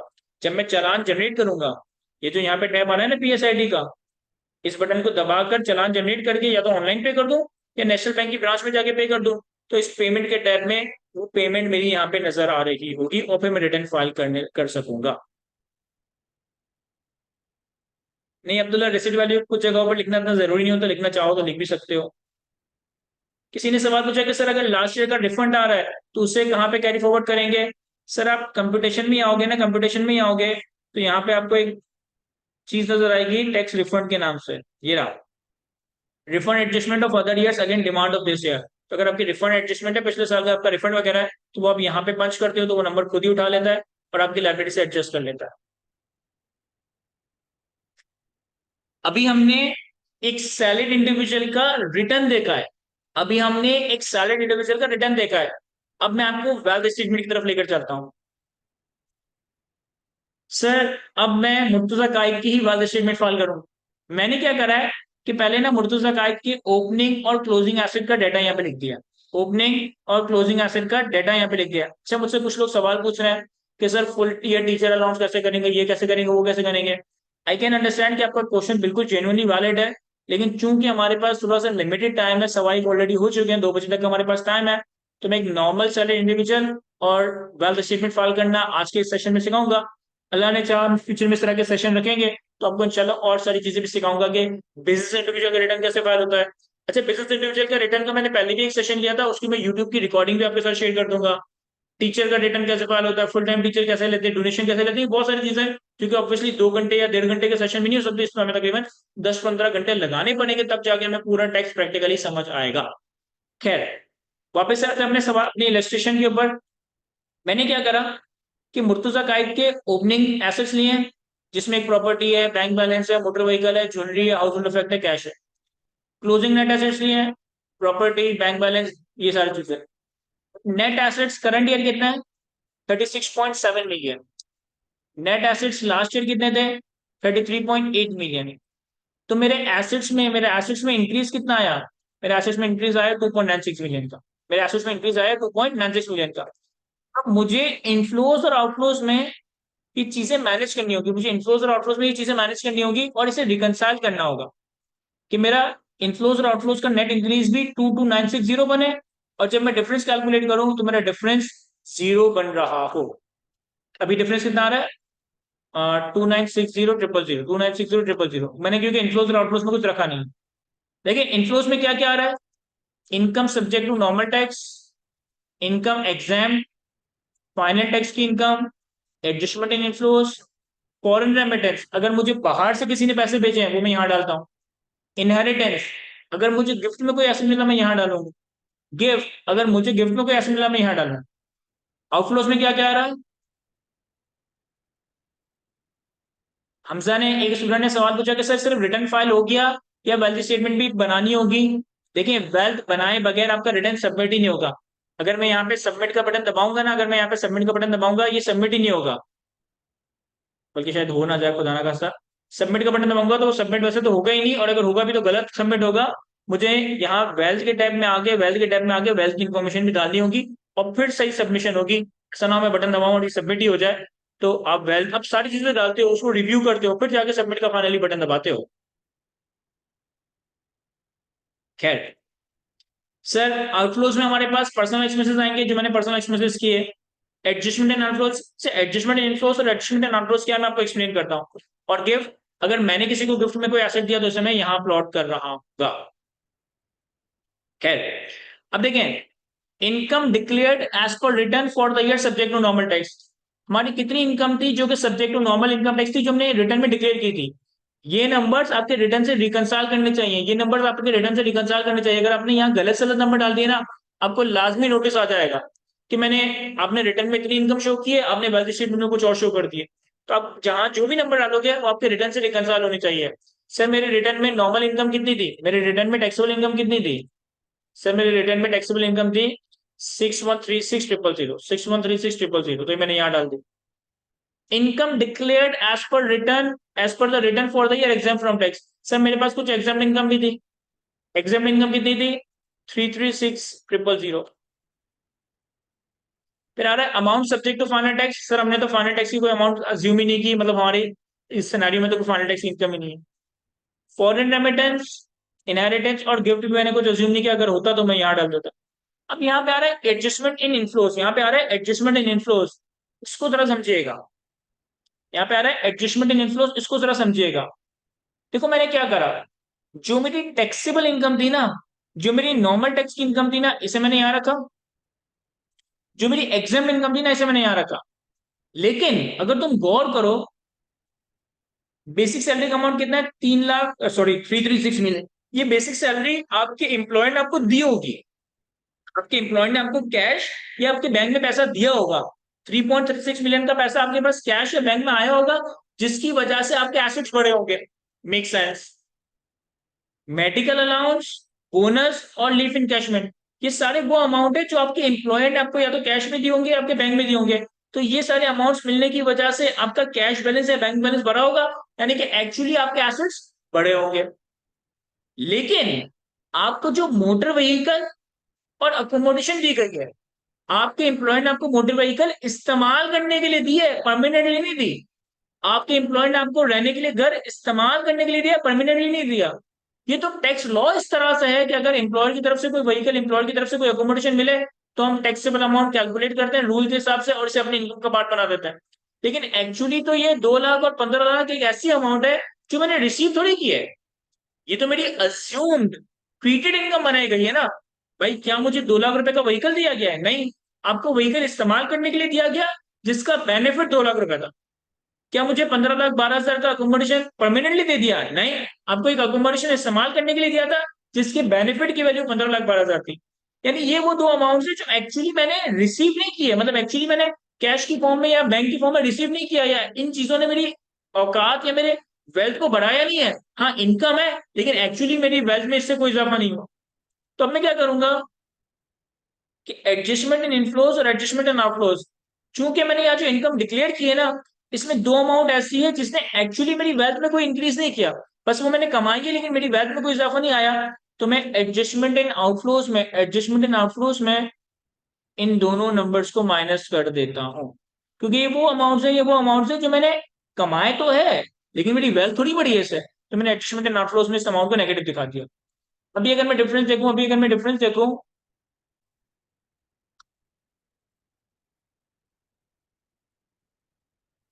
तो अभी भी 18 लाख का डिफरेंस आ रहा है। ऑब्वियसली मैं अगर पूरे साल गुजारा है, मैंने इनकम कमाई है, तो मैंने कुछ खर्चा भी किया होगा। अब वैसे एक्चुअली कैलकुलेट करके या फिर अज्यूम बेसिस पे यहाँ पे मैंने 18 लाख के पर्सनल एक्सपेंसेस डाल दिए। जब मैंने 18 लाख के पर्सनल एक्सपेंसेस डाले, मेरा डिफरेंस जीरो हो गया। साल के आखिर में मेरे करंट ईयर में एसेट इतने थे, पिछले साल इतने थे, इंक्रीज आया 2960 का। मैंने ये एग्जाम इनकम, ये टैक्सेबल इनकम कमाई, ये एग्जाम इनकम कमाई, ये मेरे पर्सनल एक्सपेंसेस थे। ये वो था जो इनकम में तो रिपोर्ट हुआ, लेकिन एक्चुअली इनकम ही नहीं है। और ये रिकंसिलेशन आ गई और डिफरेंस जीरो हो गया। अब हम चलते हैं वेल्थ स्टेटमेंट की तरफ। देखो वेल्थ स्टेटमेंट में सबसे पहले आ रहा है पर्सनल एक्सपेंसेस। पर्सनल एक्सपेंसेस का ना पूरा ब्रेकअप आ रहा होता है कि आपने rent, rate, vehicle, travelling, electricity कितना कितना खर्चा किया। प्रैक्टिकल लाइफ में ना ये सारा खर्चा मैं तो नोट नहीं करता, मैं तो उस तरीके से एक एक खर्चा रिकॉर्ड नहीं करता कि मैंने पूरे साल में कितनी क्लबिंग की है, कितना मेडिकल पे खर्चा किया है। तो मैं तो क्या करता हूँ कि मैंने 18 लाख का पर्सनल एक्सपेंस डाला है, इसे मैं अदर पर्सनल एक्सपेंसेस में डाल दूंगा। इसे मैं अदर पर्सनल एक्सपेंसेस में डाल दूंगा कि 18 लाख रुपए के मेरे अदर पर्सनल और हाउस होल्ड एक्सपेंसेस आ गए, और कैलकुलेट कर दिया। जब कैलकुलेट किया तो ये यहाँ से ऊपर कैलकुलेट होगी। फिर मैं आया पर्सनल एसेट और लायबिलिटीज में, इसमें मैं सारे एसेट्स का डेटा दूंगा। देखो सबसे पहले मेरे पास 22 मिलियन की रेजिडेंशियल प्रॉपर्टी दिखाई है मैंने। तो agriculture property, commercial, industrial, residential property, यहाँ पे जब आप ऐड करेंगे ना, तो आपको उसकी प्रॉपर्टी का एड्रेस वगैरह देना पड़ेगा। यहाँ पे लेट से कि मैंने अपने घर का एड्रेस दे दिया, जो प्रॉपर्टी जिसका मैं वैल्यू डाल रहा हूँ उसका एड्रेस डालिएगा। तो मैंने यहाँ पे अपने घर का एड्रेस लिख दिया और सबमिट किया। तो यहाँ पे एक प्रॉपर्टी ऐड हो गई कि मेरा फ्लैट है राजपूत अपार्टमेंट में, और अब मैं इसकी वैल्यू लिख रहा हूँ 22 मिलियन। फिर और क्या है मेरे पास बैंक बैलेंस है 19 लाख का। अब जब आप नीचे आएंगे तो ये रहा, investment, non business account, bank account basically आपका नॉन बिजनेस अकाउंट है, मेरा पर्सनल अकाउंट है, उसमें जाके ऐड किया। अब यहाँ बैंक की डिटेल देनी पड़ेगी। फॉर एग्जाम्पल इसका IPN number, bank account number और कुछ कंटेंट वगैरह बताते हैं, जैसे स्टैंडर्ड चार्टर्ड बैंक में मेरा बैंक है। सबमिट किया, ये आ गया। यहाँ पे मैं बैंक बैलेंस डाल दिया 19 लाख। फिर क्या है, मोटर व्हीकल कितनी, 3 मिलियन, इसी में आएंगे। तो व्हीकल, और व्हीकल ऐसे ऐड नहीं होगा, ऐसे अमाउंट लिख नहीं सकेंगे, आपको ऐड करना पड़ेगा। फॉर एग्जाम्पल कि मेरे पास एक CG125 है, ब्लैक होंडा। सबमिट, ये आ गया, मैंने व्हीकल की वैल्यू लिख दी 3 मिलियन। फिर ज्वेलरी, अब ज्वेलरी का मेरे ख्याल है अलग से कुछ नहीं आ रहा होगा, आप इसे पर्सनल आइटम में डाल सकते हैं, प्रीवियस पोजीशन में डाल सकते हैं, प्रीवियस पोजीशन में डाल देते हैं। ज्वेलरी 50 तोला, कितनी ज्वेलरी थी हमारे पास, 35 मिलियन की, 35 मिलियन की ज्वेलरी। फिर और क्या है, हाउस होल्ड इफेक्ट, ये घर का फर्नीचर वगैरह, तो इसे हाउस होल्ड इफेक्ट में वैसे ही डायरेक्ट डालती। फिर क्या है, कैश, 35 लाख रुपए का मैंने कैश डाल दी। ये मैंने सारे एसेट्स डाल दिए। अब मैं करूंगा कैलकुलेट। जब मैंने कैलकुलेट किया तो मेरे टोटल एसेट्स कितने आ गए, टोटल एसेट्स आ गए 36,772,397। कोई लाइबिलिटीज नहीं है तो नेट एसेट्स भी इतने ही आ गए। और यहाँ भी मेरे नेट एसेट्स 36,772,397। पर्सनल एक्सपेंसेस डाल दिए, पर्सनल एसेट और लाइबिलिटीज डाल दी। अब आएंगे रिकंसिलेशन पे। रिकंसिलेशन में इसने net asset current year, net asset previously उठाया, इंक्रीज उठाया। इस इंक्रीज को मुझे इनफ्लो और आउटफ्लो से रिकंसाइल करना होगा। पर्सनल एक्सपेंसेस जो मैंने डाले थे, पर्सनल एक्सपेंसेस इसने खुद उठा लिए हैं, बाकी चीजें मुझे खुद डालनी पड़ेगी। देखो, हमारे पास income as per normal tax आ रहा था 6136, यहाँ भी आ रहा है income declared as per normal tax 6136। Income declared as per return for the year exempt 336। Income declare as per the return for the year exempt. फिर हमारे पास एक एडजस्टमेंट इन आउटफ्लो था 1712। इनफ्लोज में अगर और इन्फॉर्मेशन होती तो मैं यहाँ डाल देता, अभी तो नहीं है। एडजस्टमेंट इन आउटफ्लोज में non cash income, vehicle and accommodation from employer, मैंने इसको समझा दिया कि मैं क्या लिखने जा रहा हूँ। कि भाई एक ऐसी इनकम है जो कि नॉन कैश इनकम है, मुझे व्हीकल और अकोमोडेशन मिला था। इसकी क्या अमाउंट थी, 17,12,000। अभी देखिए अनरिकंसाइल्ड अमाउंट कितना आ रहा है, 4760। मैंने सारे इनफ्लोज और आउटफ्लोज की इन्फॉर्मेशन डाली और अब मैं कैलकुलेट करूंगा तो मेरा ये अनरिकंसाइल्ड अमाउंट जीरो। अब ये इस फॉर्म में आ गया है कि मैं इसे सबमिट कर सकता हूँ।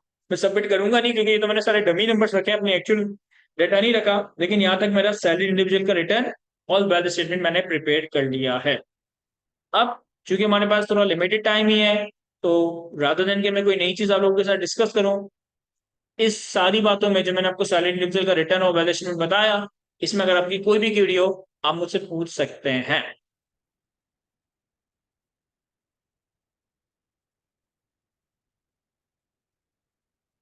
हमसे तुम्हें क्या लग रहा है कि मैंने अपने सारे एसेट और सारी एड्रेस बता दिया होगा? ये तो आटे में नमक के बराबर है।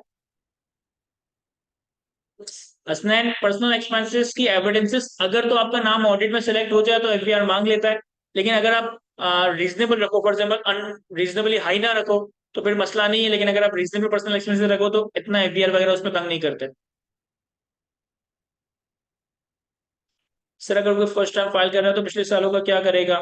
अनुज, अगर कोई फर्स्ट टाइम फाइल कर रहा है तो या तो वो पिछले सालों के भी रिटर्न फाइल करता हुआ है, या अगर वो अभी फर्स्ट टाइम फाइल कर रहा है तो वो अपनी ओपनिंग बैलेंस शीट जीरो कर दे और अज्यूम करे कि वो आज पैदा हुआ है और आज से फाइलिंग कर रहा है। तला ने कहा है कि सर कैपिटल एसेट 7E। अब देखिए कैपिटल एसेट 7E का सेक्शन मुश्किल है, सबमिशन बड़ी आसान है। सेक्शन मुश्किल है, सबमिशन बड़ी आसान है। फॉर एग्जाम्पल कि अगर मैं, कहाँ गया 7E, टैक्स चार्जेबल में जाऊं, कैपिटल एसेट में जाऊं। भाई फॉर एग्जाम्पल कि मेरे पास एक 22 मिलियन की रेजिडेंशियल प्रॉपर्टी थी, मैं यहाँ रेजिडेंशियल प्रॉपर्टी में ऐड करता हूँ। बिना सारी डिटेल देनी पड़ती है इसको। 1700 स्क्वायर फीट का मेरा ये फ्लैट है, flat A201 Rajput apartment, north Nazimabad, Karachi town.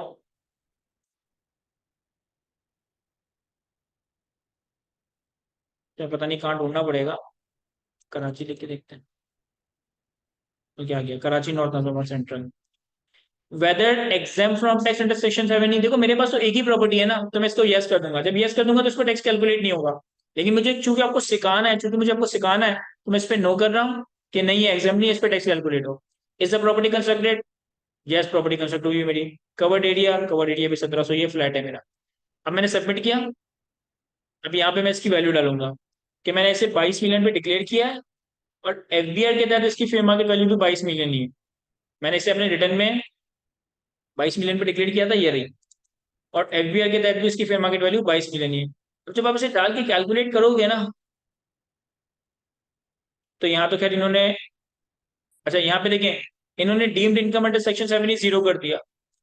इस वजह से जीरो किया है क्योंकि आपको याद होगा जब हमने 7 ही पढ़ा था ना, तो 25 मिलियन तक तो एग्जाम्पशन थी कि 25 मिलियन तक की प्रॉपर्टी पे 7 ही नहीं लगता, उससे ज्यादा पे लगता है। मुझे यहाँ पे ना थोड़ी इसकी वैल्यू बढ़ानी पड़ेगी। मैं इसको लेट से 32 मिलियन कर देता हूँ।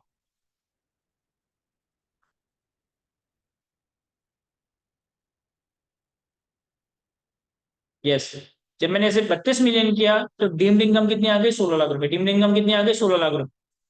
अब देखें, अगर हमारी वैल्यू ऑफ प्रॉपर्टी 32 मिलियन है, ये सिर्फ समझाने के लिए कर रहा हूँ, तो हमने कानून क्या पढ़ा था? कानून ये था कि प्रॉपर्टी का 5%, 5% आपकी रेंट अज्यूम किया जाएगा। तो 32 मिलियन का 5% कितना हुआ, 16 लाख।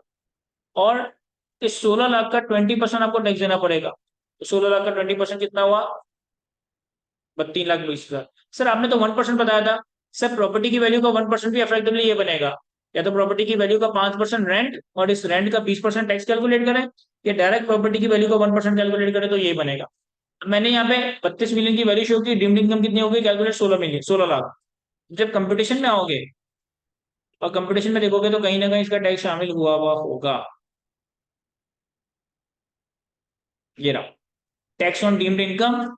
इन्होंने 3 लाख 20 हजार का मेरा टैक्स कैलकुलेट करके यहाँ पे डाल दिया। इन्होंने 3 लाख 20 हजार का मेरा टैक्स कैलकुलेट करके यहाँ पे डाल दिया है। ऑब्वियसली जो मेरा पेबल अमाउंट है वो बढ़ गया होगा। पहले मेरा पेबल अमाउंट 1,92,000 था। अब अगर इसमें आप 3 लाख 20 हजार ऐड कर देंगे, तो अब जो मेरा टैक्स पेबल का अमाउंट है वो 5,12,000 हो जाएगा, 5 लाख।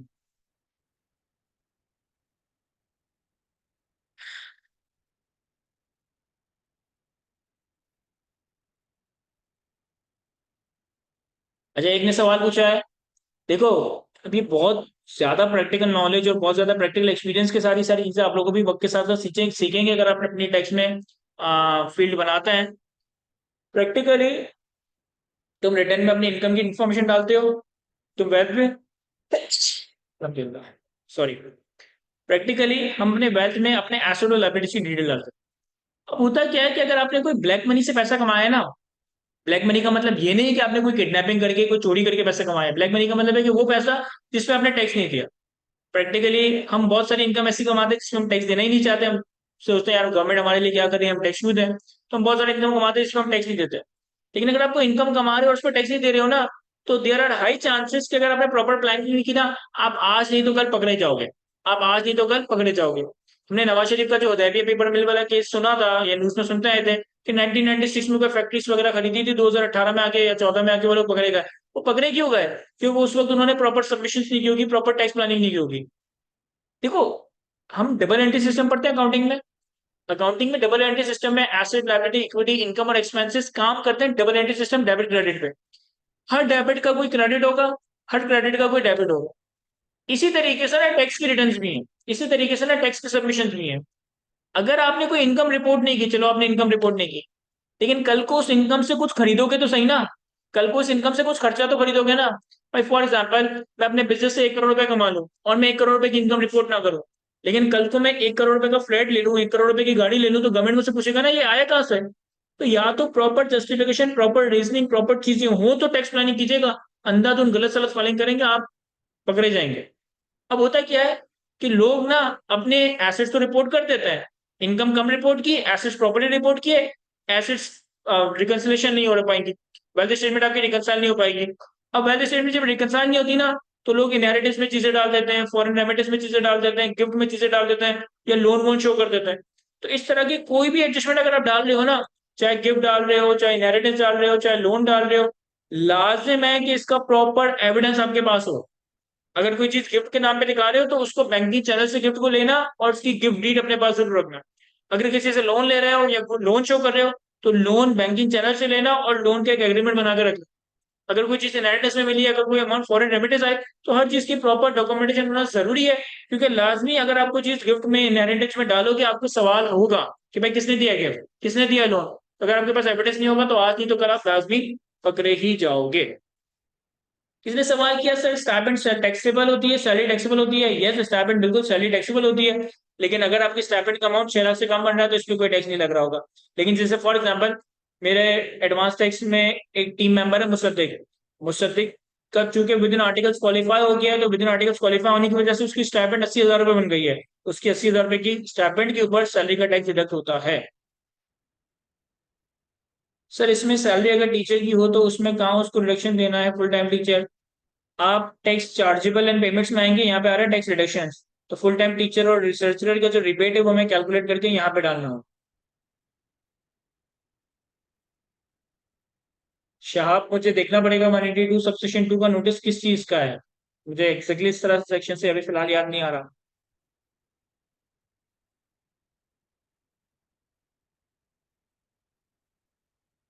इस वजह से इब्तिसाम, क्योंकि नए नया जो आपका एम्प्लॉयर है ना, वो खाली 3 महीने की सैलरी को देख रहा है कि ये टैक्सेबल ब्रैकेट में आती है नहीं आती। और आपकी सिर्फ 3 महीने की सैलरी 6 लाख से कम बन रही होगी, तो इस वजह से आपके नए एम्प्लॉयर ने आपकी विदहोल्डिंग नहीं की।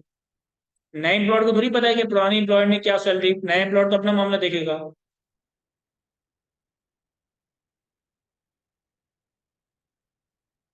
जी इंशा, अगर बाकी एड्स की इनकम है, अगर आपकी रेंटल इनकम है आप यहाँ डाल दोगे, अगर आपकी बिजनेस इनकम है आप यहाँ डाल दोगे। मैं आप लोगों के साथ एक बिजनेस रिटर्न की भी रिकॉर्डिंग, मतलब बिजनेस रिटर्न किस तरह से फाइल करता है उसका मैंने एक सेशन पास में कंडक्ट किया था, उसका भी रिकॉर्डिंग शेयर कर दूंगा, जिसमें मैंने बिजनेस रिटर्न की सारी चीजें सबमिट करना सिखाई है।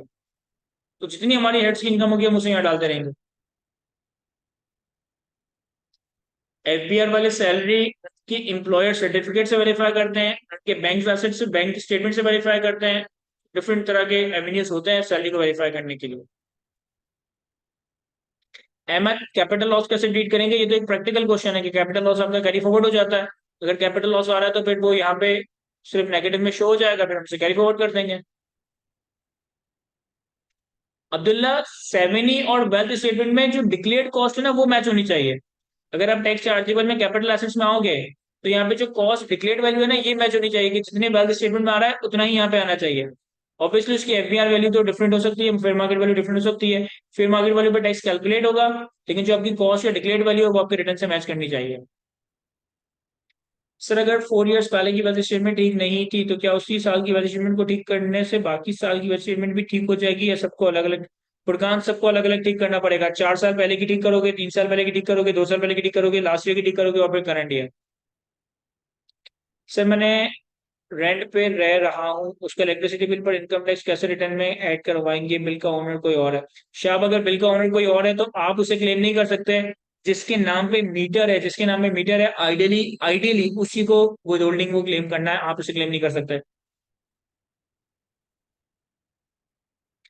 अनूद, अगर आपका भाई फॉरेन कंट्री में और उसकी यहाँ पे कोई इनकम ही नहीं है तो फिर उसको रिटर्न फाइल करना ही नहीं चाहिए यहाँ पे, अज्यूमिंग कि उसके ऊपर कोई बाकी क्राइटेरिया अप्लाई नहीं हो रहा।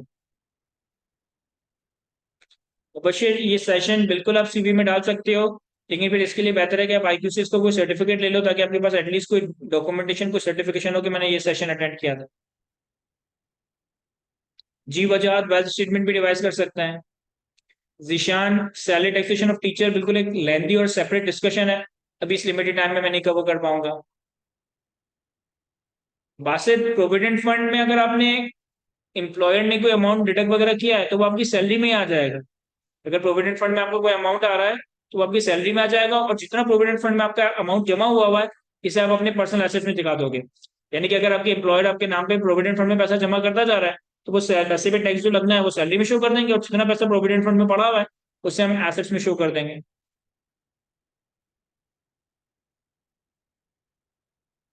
जी फुरकान, कमिश्नर के नोटिस को रिप्लाई करने का एक प्रॉपर तरीकेकार होता है, एक प्रॉपर फॉर्मेट होता है।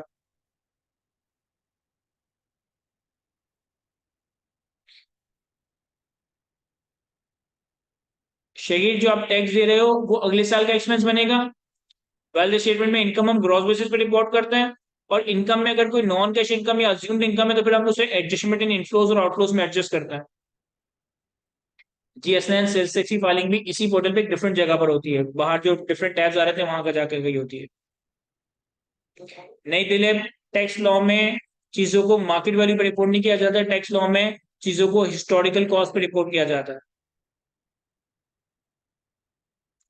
Ayesha, full time teacher taxable salary का 25% नहीं, बल्कि उस टैक्सेबल सैलरी की जो टैक्स लायबिलिटी है उसका 25% है। तो अब टैक्स लायबिलिटी का 25% लेकर इसे टैक्स डिडक्शन के नंबर्स में प्लॉट कर देंगे। मतलब आप यहाँ पे इसका सैलरी का नंबर रखेंगे, वो खुद टैक्स चार्जेबल कैलकुलेट करके इसका 25% आ जाएगा।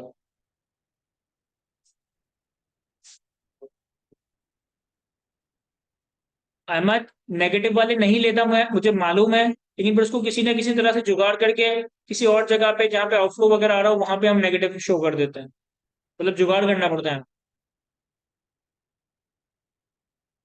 अबे ज्यादा बेहतर है कि आप एम्प्लॉयर सर्टिफिकेट वाली सैलरी लें। जी बजाज वैल्यू स्ट्रीम में भी रिवाइज कर सकते हैं।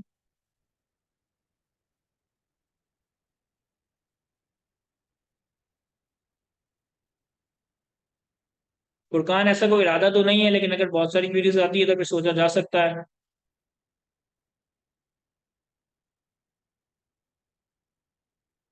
अनूप, कोशिश करते हैं।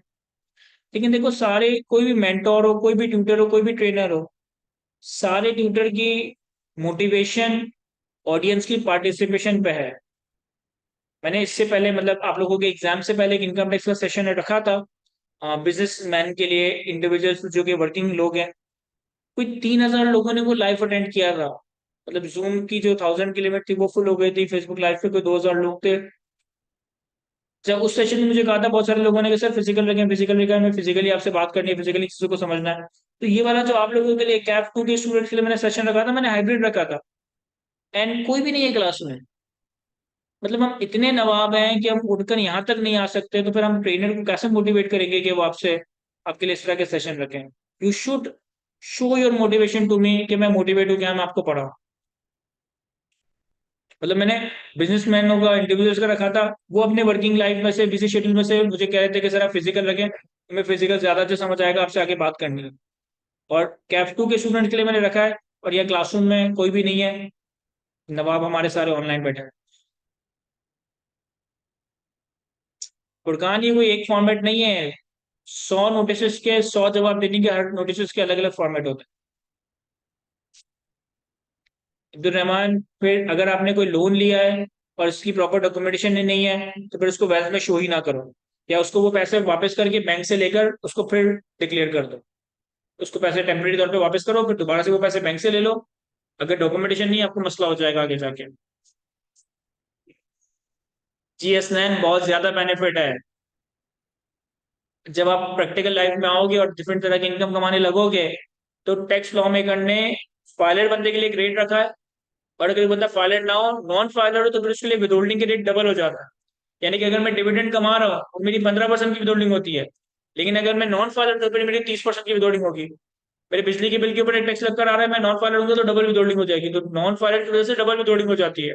फिर आपने बीच में न्यूज में देखा होगा कि नॉन फाइलरों के सिम कार्ड बंद कर दिए थे। तो लॉ में ये भी बात लेकर आ गए, अभी इम्प्लीमेंट नहीं हुई, लेकिन लॉ में ये बात है कि नॉन फाइलर को पाकिस्तान से बाहर ही नहीं जाने देंगे। तो एक ना एक वक्त आएगा कि you will be force to get yourself filer. अब प्रॉपर्टी खरीदने जाओगे, फाइलर हो तो 3%, लेट फाइलर हो तो 6%, नॉन फाइलर हो तो 10% की विदहोल्डिंग हो रही होगी। तो बहुत सारी चीजें हैं जो कि किसी लेटर स्टेज पे डिस्कस करेंगे। चलिए सर, आई होप कि इस लिमिटेड टाइम के अंदर मैं आप लोगों को बहुत सारी बातें सिखा सका हूँ, बहुत सारी बातें बता सका हूँ, बहुत सारी चीजें मैंने आप लोगों को सीखी। आज के डिस्कशन को, आज के सेशन को हम यहीं तक रखते हैं। इंशाल्लाह अल्लाह ने चाहा तो किसी और सेशन में आपसे दोबारा मुलाकात होगी। Thank you, Allah Hafiz.